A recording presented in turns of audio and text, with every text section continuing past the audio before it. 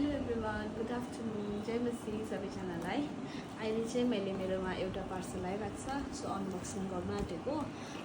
यो चाहिँ घरमै चाहिने होइन, त्यसको लागि चाहिँ अब हामी चाहिँ यहाँनिर बेसी बस्दैनौँ, सिलगढीमै हुन्छ प्रायः जस्तो। सो त्यही भनेर चाहिँ हामी चाहिँ यहाँ चाहिँ रुम जुन चाहिँ रेन्टेड रुम हुन्छ त्यस्तोमा बसिरहेको छ अहिले चाहिँ फिलहाल, किनभने हामीलाई यहाँ कसले स्याहार दिने त्यत्रो रुम।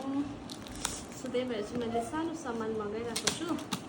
त्यो चाहिँ मेरो रुमको लागि चाहिने सामान हो। अब कस्तो चाहिँ आएछ सो म चाहिँ तपाईँहरूलाई देखाउन आँटेको छु है त। अनबक्सिङ गर्दैछु मेरो पार्सल।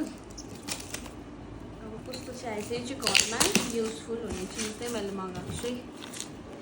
अब हामी हाउस वाइफहरूलाई चाहिँ यस्तैहरू त मनपर्छ होइन। आफू नबसे पनि अलिअलि सामानहरू त राख्नै मनपर्छ, के गर्नु।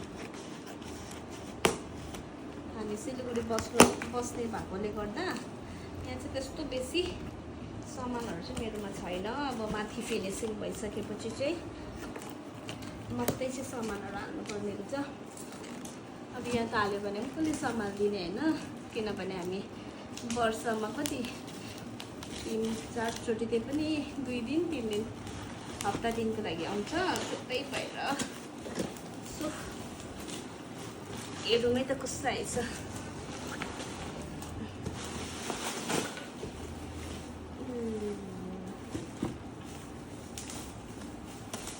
यसलाई चाहिँ अब एसेम्बल गर्नुपर्ने हुन्छ। सो हेरौँ है त कस्तो आएछ।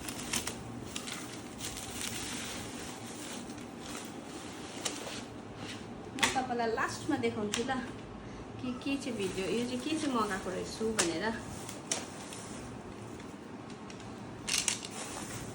यसलाई चाहिँ सबैलाई एसेम्बल गरेर चाहिँ म तपाईँलाई फाइनल भिडियो यही हो। अघि मैले बनाएको चाहिँ एसेम्बल गरिसकिसकेँ। जय सुरैक यस्तो मजाको रहेछ।